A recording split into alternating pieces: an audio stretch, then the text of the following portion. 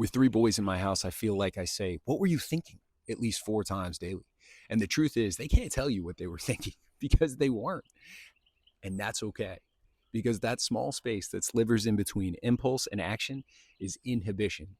And inhibitory control is one of the primary executive functions. It's the willingness of the body to resist impulse and allow the thinking brain to make good decisions. And it's not a fully functional capacity for our kids and middle schoolers.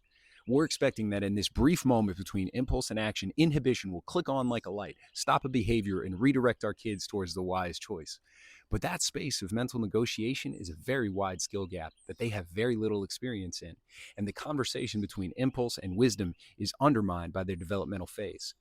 The truth is that our kids aren't motivated by prudent self control. They're motivated by reward, status, and peer approval. So the choices that reward an adult nervous system, safety, order, control, are secondary for them. We have to make them primary.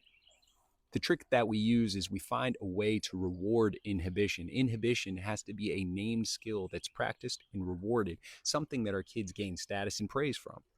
And we have to allow it more time. If we want them to make split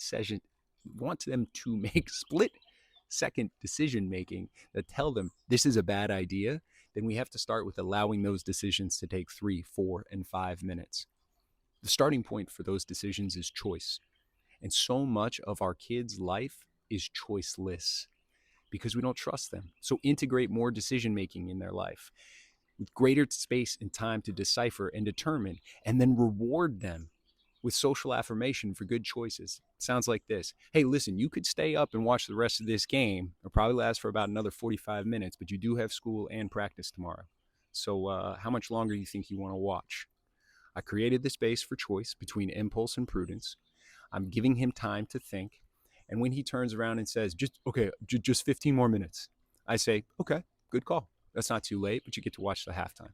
I praise his thoughtful decision making. You can't expect these skills to appear out of thin air. Expect that you have to build them, and then you will shift into that practice.